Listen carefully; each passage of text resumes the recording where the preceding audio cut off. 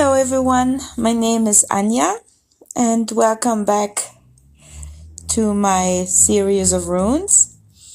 Today I will continue the third ayatia with the rune Ehwaz. Ehwaz means horse and stands for the horse. And I will get into the meaning in a bit. So the tree working with that rune is the oak tree or the ash tree. I will not get into the trees at this point because I spoke about the ash and the oak tree in my recent videos, so I don't want to bore anyone too much with repeating stuff.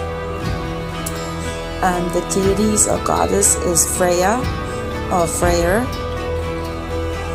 So I talked about them as well. So therefore this rune has male and feminine aspects and the earth element. And the fylgja, of course you can guess, is the horse. So, but let's start with the rune first. So Ehwaz is a rune of transition and movement. So, but also a sense of improving a situation. So, like I said, it means horse, and the esoteric similarity between the rune Ehwaz, which stands for horse, and the rune Manas, which speaks for man, it's pretty cool. So, but I haven't talked about Manas yet. This is actually the next rune in the ayati I'm going to talk about. So, since it's the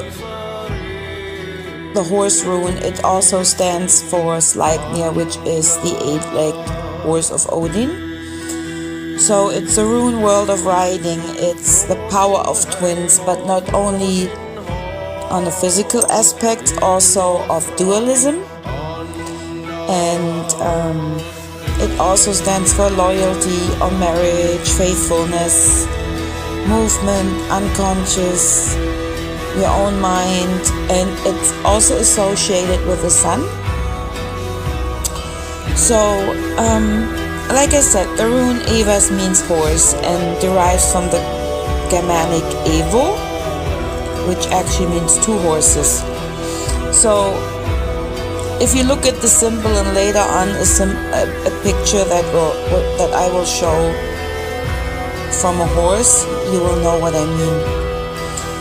So, because the rune sign represents two facing horses, so, and you should be able to see it on the picture. So, and as I said, it also stands for Odin's eight-legged horse Sleipnir. So, and the horse comes after Nordic tradition of the runes first before the whole man, which I just said. Ehwaz stands before Manas. So, and this is kind of interesting food for thoughts though.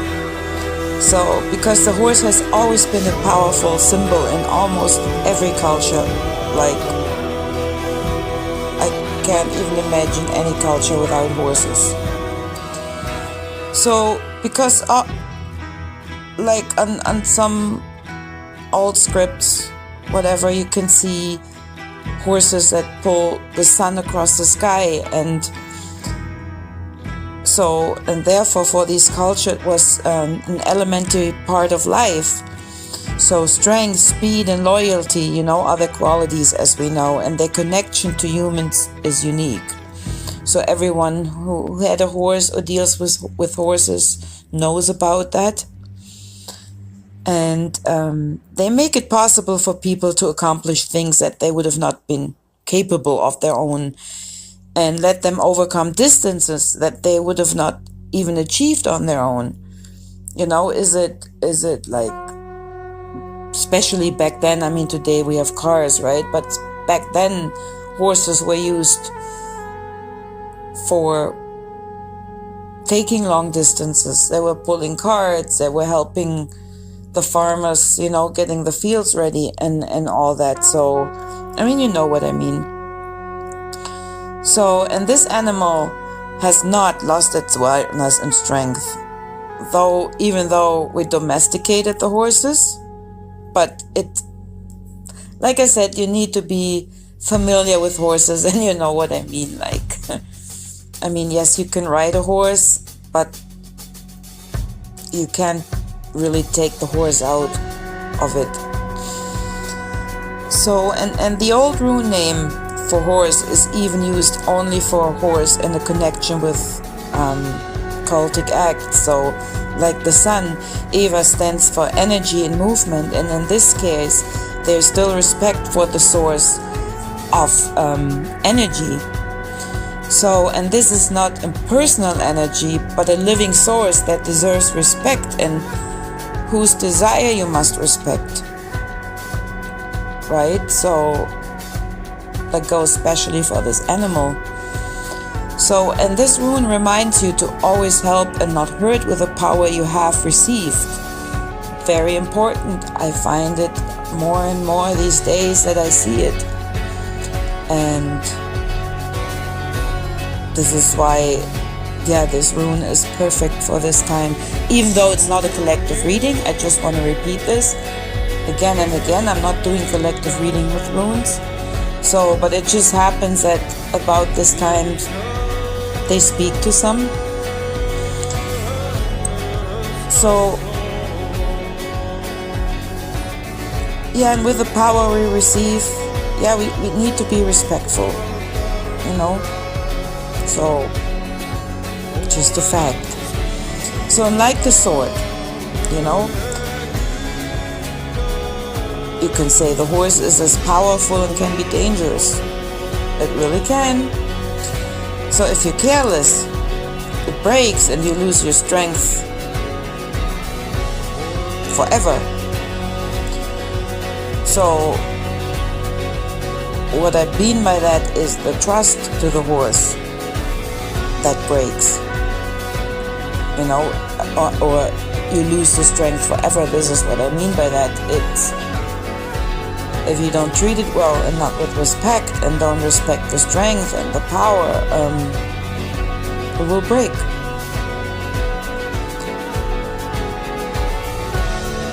So,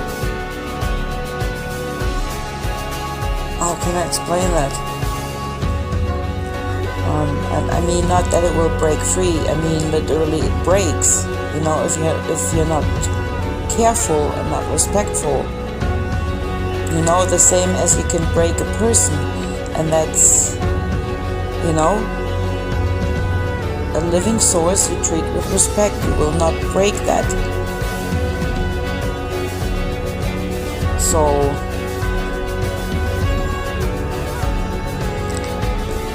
it's about balance that must be achieved, you know, on the way to the runes. So, that's the same, what I always preach, be respectful to the runes, because they represent that power. But I think I mentioned that so many times, and I really don't want to sound like a preacher. I just want to be responsible for what I try to pass on, of what I know. So that is pretty much what I want to do and not sound like a preacher. So, yeah, because if you break something, is it a will's person? Is it an animal's person? You will lose your strength because the energy will not flow anymore. So, I mean, what can you receive of something that you broke in any way? You know what I mean? So, balance, balance, balance. Here we go again. So, and Ehwaz represents the harmonious relationship between two forces that complete each other. So, and again, if you break the opposite side, is it the horse, is it someone else, you do not have that harmonious relationship anymore. So, and this applies both to the relationship between man and horse, as well as between the relations between the sexes, like men, women, friends, brothers, sisters, families. I'm talking in general.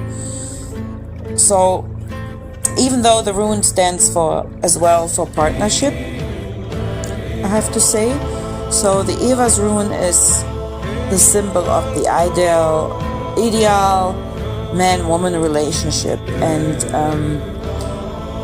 therefore the mystery of the lawful marriage, which means a contract or marriage. But just throwing that in here, by contract, I don't mean the government contract marriage. I'm talking again about the bond between two people. So, I mean, the responsibility to take on for each other, you know what I mean? You take on responsibility for the other person to take care of.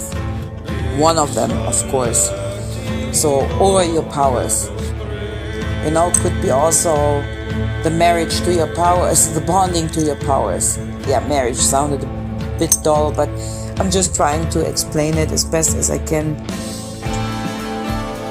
So, in the mythology, Ehwaz represents the power of divine twins, and they're represented by two horses. So the power structure reflects like a dual form of Germanic kingship, and these guides were often they're shown in mythology as horses. So, for example, Hengest and Horsa. Also, the name of the twin deity Asvinau in the Indian Veda literally means two horses. I hope I pronounced it right. So, yeah, it's the harmonic relationship between two forces of the dual power structure, then rather than defensive and outward force represented by the Algis rune. And I talked about Algis already. So all this points to the close relationship between man and horse, which is particularly recognizable among Indo-Europeans in general, and the Germanic people in particular. So the horse represents a source of divine knowledge, and horses were often consulted in definition rites by the ancient Germanic priests. So yeah, there was also shady shit done, like, if you found a horse head poked on a fence, then that was terrible, because they were literally cursing your ass. So, I mean, needless to say, that's a terrible thing to do to a creature, but yeah, like if you'd have done that, poking someone a horse head on a fence, that would have been like terrifying for this person. So yeah, pretty terrible. Poor horse. But so but let's not get into that. So, and the spiritual quality of Ehwaz is closely related to humanity, man, the Manas rune I said that I'm going to talk next about. And in the Old Norse, it's a saying, Mar mans fylgja, which means the horse is the doppelganger or guardian spirit of man. So, which maybe explains it to you a little easier why the horse Ehwaz stands before man, Manas. So, but you will understand better once I talked about Manas in the next week.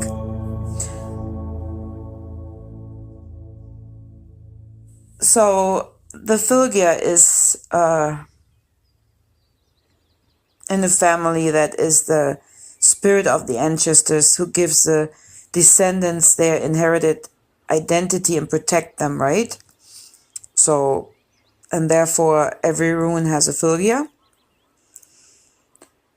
So, and like I said, the fylgja, of course, is the horse here, but I'm getting into that a bit later. So, I also talked about that you can make binderunen, which means you connect certain runes in order to give a little more strength and power to them. So if you connect Ehwaz and Manas, it stands for an I am. So, but I'm going into the connection of binding runes later on. I just wanted to give that as an example because Ehwaz and Manas are so close to each other. So, and also Ehwaz facilitates traveling between the different worlds of Yggdrasil. So the rune person, whoever works with that rune, can ride with their power through the realms of reality. So, because Ehwaz is the rune of Odin's 8-legged horse, Sleipnir, like I said. So,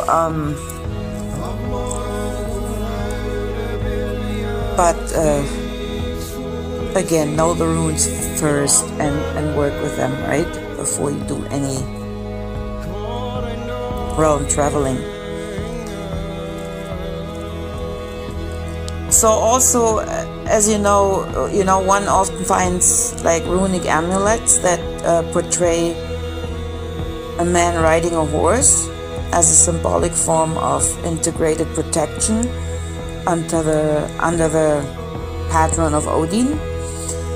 This is the otherworldly aspect of Ehwaz, but the horse is also associated with the fertility magic and thus with Freyr, the god of fertility, peace, and sensuality. Or Freya, right? So, yeah, like I said, the rune is about trust and loyalty. And, yeah. And the spiritual relationship between a rider and his horse is a good example of the power of the rune, I find. Because everyone with a horse will know what I mean. So, and this mystery contains great, really.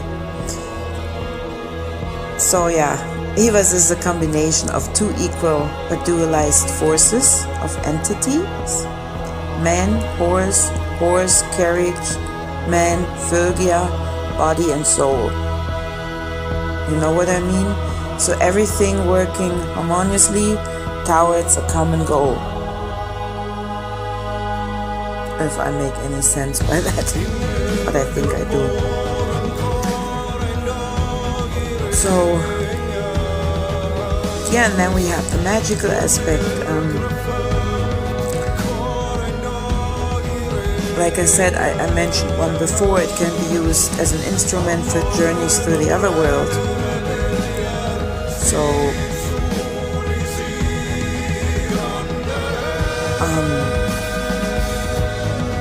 but it presupposes trust, loyalty, and a harmonious duality, which on the other hand also gives it. So, yeah, like I said, with this rune you can ride through all the worlds. No gate remains closed. So, yeah. And it also gives strength and guides. It helps you in communications and travel. So it can help you cast a spell at a great distance. I mean, though, it only breaks down your mental blockage because there is no distance in magic, ever. So they're not important. So it promotes the speed and and it can be also used to make and break connections of any kind. But again, remember what I said before, the harmonious trust and the harmonious forces. So do not try to break anything with it. You know what I mean? So, because other than that, you will lose that strength. So you will not be able to do all these things, and it will bite you back. And I'm sorry, I repeat myself again. Well, actually, no, I'm not sorry. I just want to point that out again and again, not to misuse runes ever, because you will not hurt someone else. It will mostly hurt yourself. So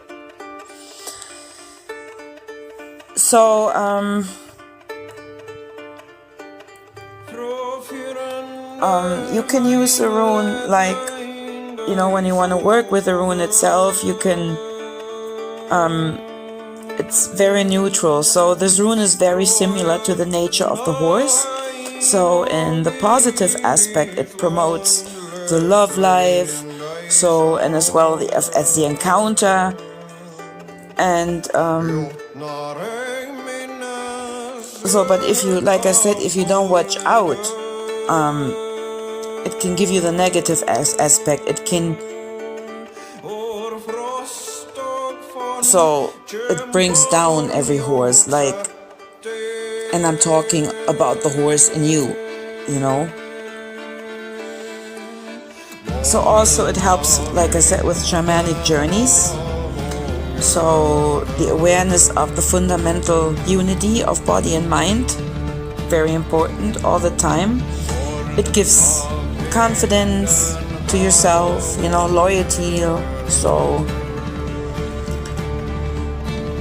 it can even increase, sensuality a bit and immediacy if you have a little lack in your partnership. So and worn as a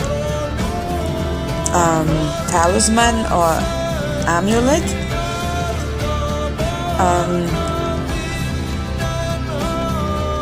it will give you it will unite the loyalty and reliability to yourself and to others, and the opposite around. And what else? The health. So every rune can be used for healing purposes as well, right? So that rune, of course, matches with a horse riding. It's responsible for back pain. So it helps you with back problems and also certain diseases. And it promotes your mobility and also it harmonizes like processes in body and mind. So which we know that our body and mind are connected. So if some organ is not working, this means, or it could be that something is off in your mind. You know what I mean? Maybe some negative thoughts, maybe some negative experience, something you did that bothering you, like guilt. It's all connected. So and since this rune is about the loyalty and harmony and being responsible, so this can help you harmonizing those issues. So if you pulled the rune as an oracle,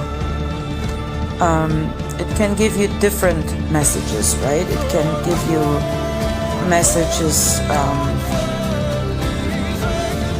about some kind of transport, movement that you're doing, communication coming up.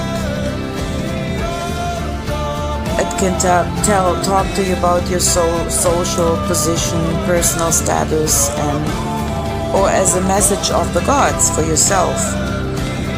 So When you cast this rune, the rune unreservedly confirms the importance of the rune surroundings. So if you draw some other runes and let's say for example in this case manas, you know, it points out, it will bring out the importance of that rune. Or what else can I use? Gibo.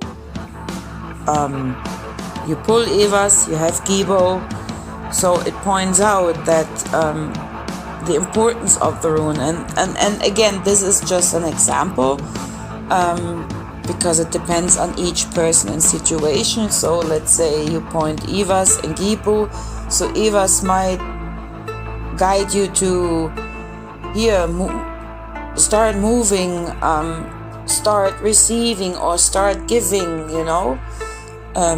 Just an example. It always depends on the person and the situation. So I'm just trying to give an example that it points out the importance of the other rune. So yeah, and also if you draw it, it can tell you, it can give you a message like, you know, recognize the value of the mountain in front of you, you know, regardless of whether this is of the mount, not mountain. Oh my God, I can't talk. So, and regardless of whether this is an animal or your partner, or you know, or even if you discussing theories or working hypotheses or other helps that move from one reality to the other. So it could be anything, right? So, and a mutual beneficial symbiosis arises only if both parts integrate the other instead of ignoring and exploiting it. So loyalty and reliability, again, are the foundation of this type of relationship.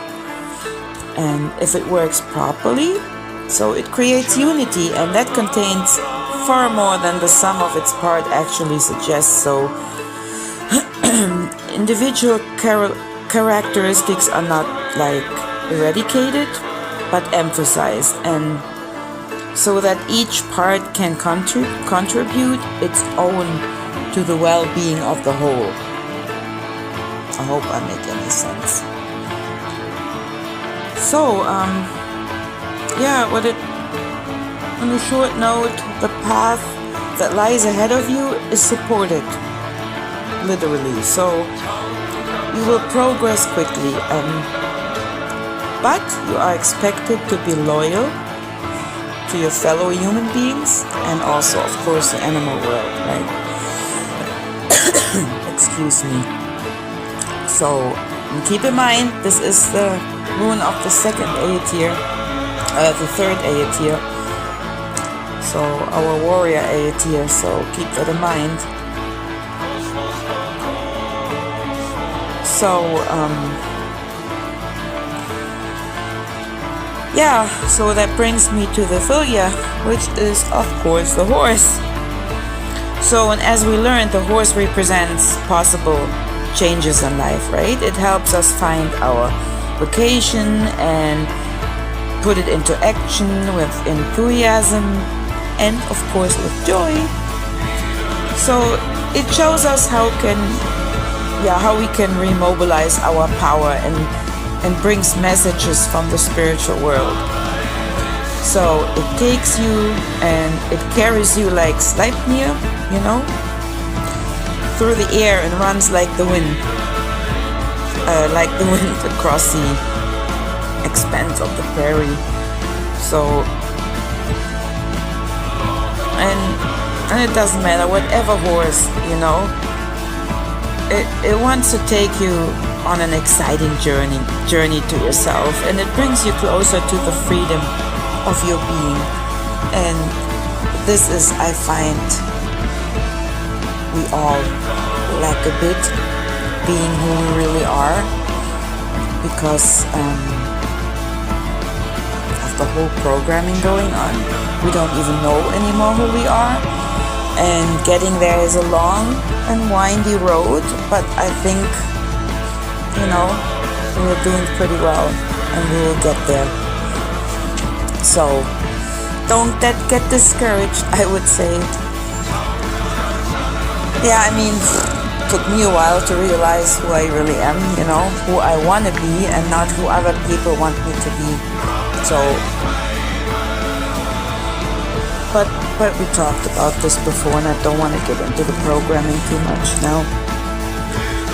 So, and let's get back to the wars. That was from the beginning of human history, right? The animal of speed and progress. So, and I think I said that before, it wants to invite you to explore new ways. And, and it also asks you to leave old worn trails, worn out, like, don't go back there. So just swing yourself on his back and, dare to master, unbridgeable canyons, So just, take a chance, venture into the unknown, into a new perspective. And with this, I don't mean only like taking a trip somewhere. I'm talking about the journey of life, and with the third aid here, we are striving this path now. After we did all the work, now here lies our path ahead, and Ehwaz is, supporting us with that.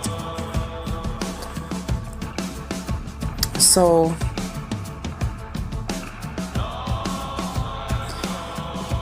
yeah, because only if you have the courage to break to new shores, you bring back the strength and the freedom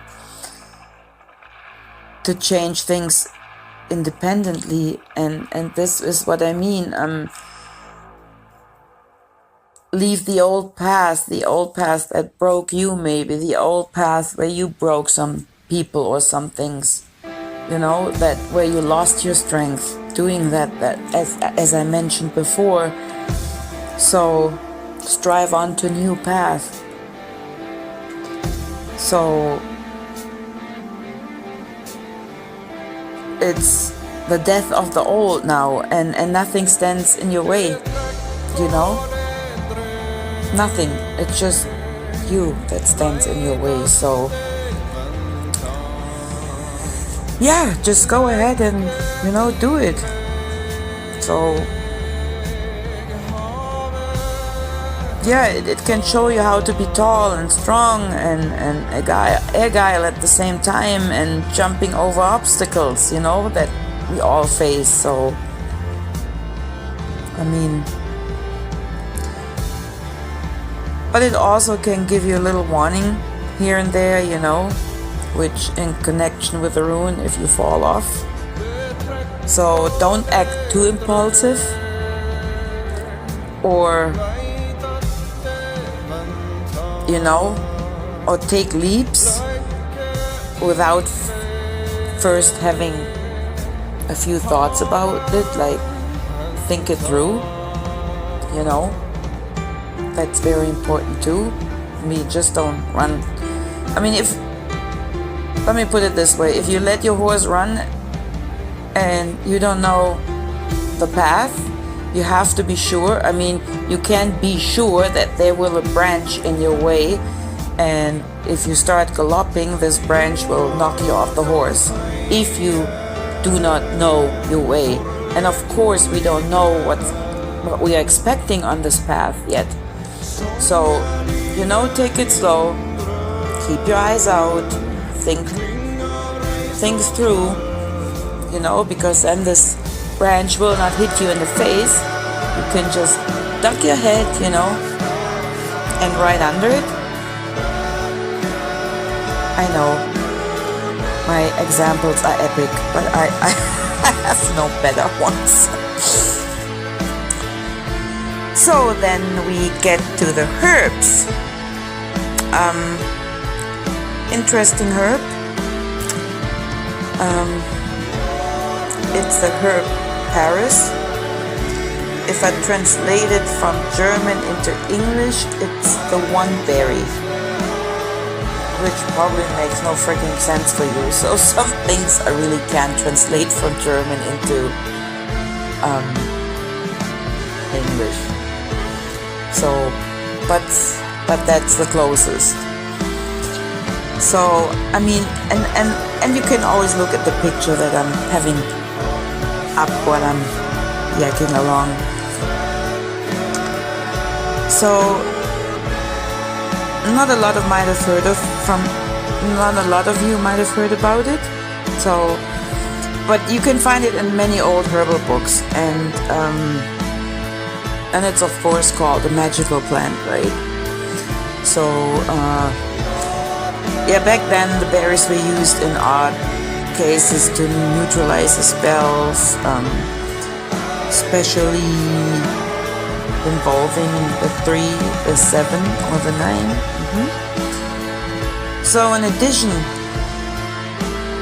I call it a poem, let's just call it poem for now, was said while they were picking the berries.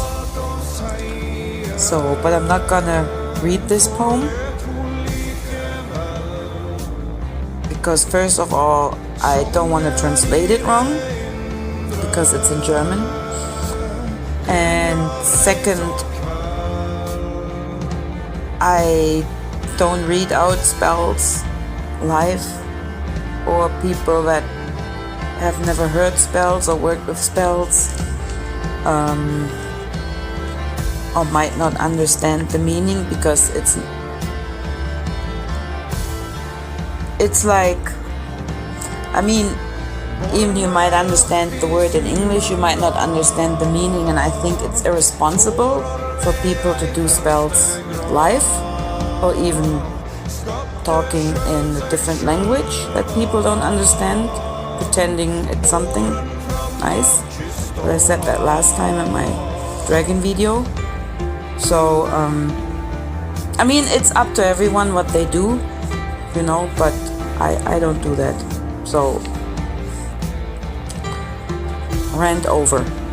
So, let's get back to the berry. So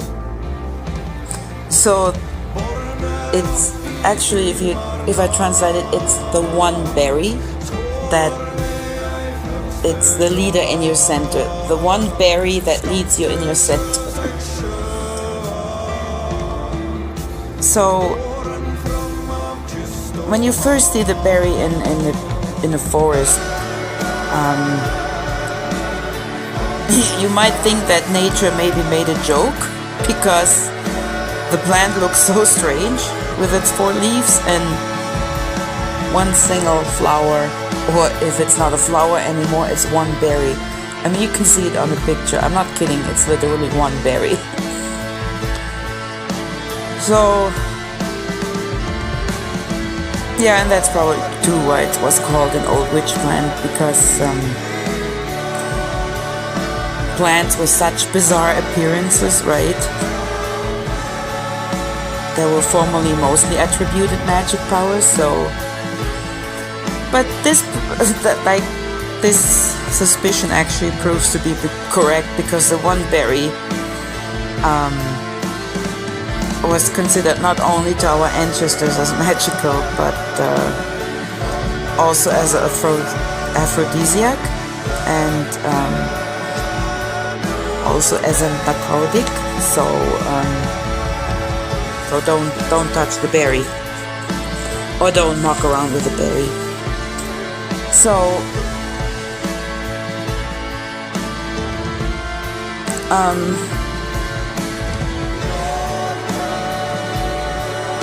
yeah, even as an antidote to the blue blackberry of the herbs, like modern medicines, they consider it to be mildly to highly toxic and does not use it, for safety's sake. So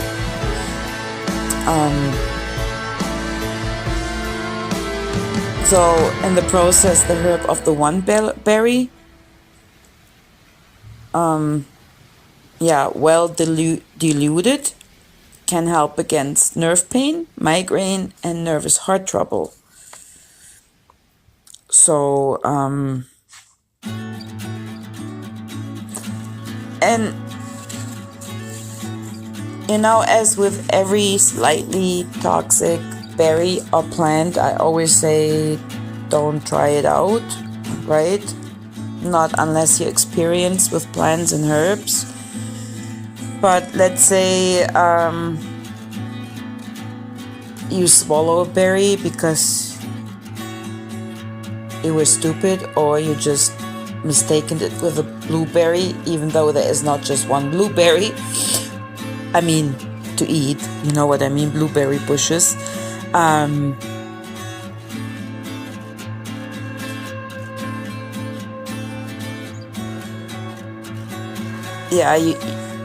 You don't have to fear too much. It's just in high doses, like you will be vomiting,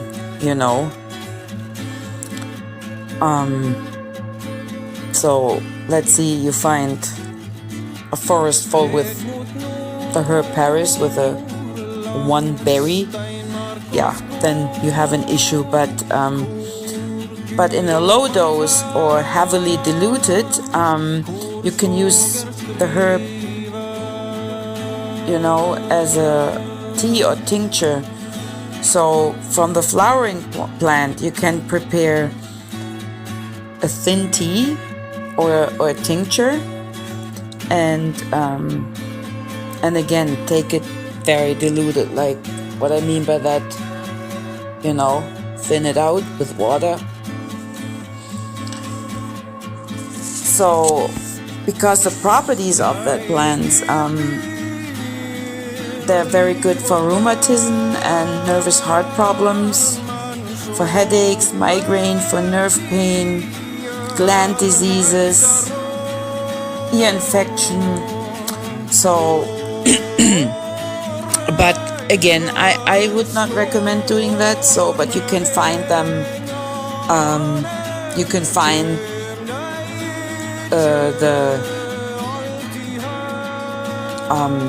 in the homeopathic section, if you have a homeopath somewhere. So I always recommend, get the homeopathic dosage if you want to use it, because like for these matters, we have other herbs, right? So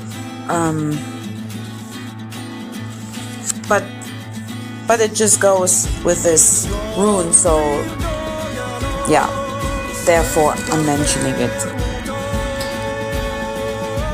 Because also it is, like I said, for the rheumatic pain and for the nerve pain, everything that keeps us from moving.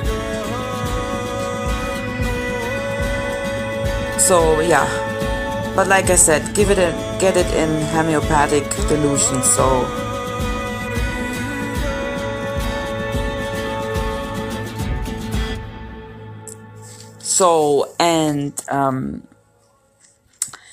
And the tincture itself is an antidote. So the tincture of the berry herb is considered in folk medicine as an antidote to mercury and arson.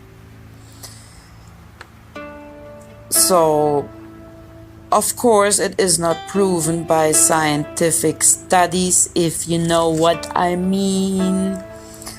So,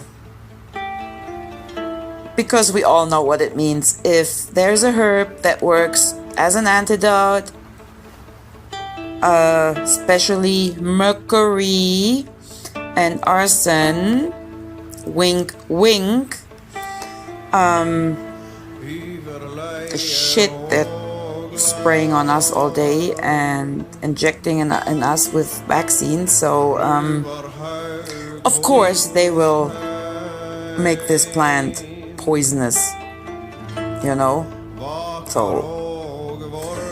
So I'm not saying the berries are not toxic. Like I would know how much to take to make a tea of, but if you're not experienced with herbs, don't muck around with it, please. So don't, because I don't want to get emails like, hey, I shit my brains out, what did you talk about? So So plus the berries are the most poisonous parts of the berry, right? So, and I can guarantee you they don't taste good anyways, so you will not get very far anyways, like munching them down, you know, even if you mistaken them or get caught and lost in the bushes. No, they don't taste good. So,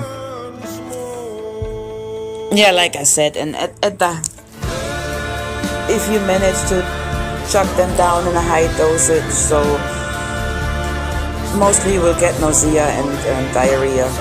So, or maybe you would fall asleep because it's a narcotic. So, or probably, you know, have visions. What I'm saying, you would be tripping. So,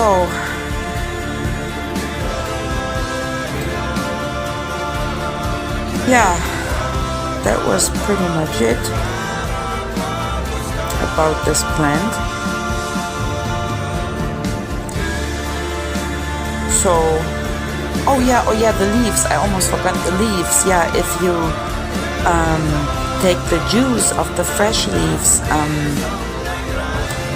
you can put that on bad healing wounds or ulcers, you know.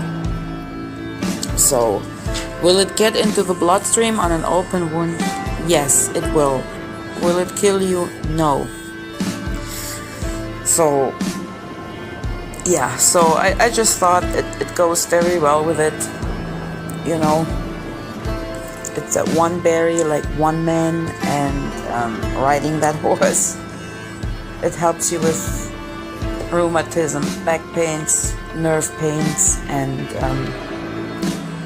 it's unique, you know.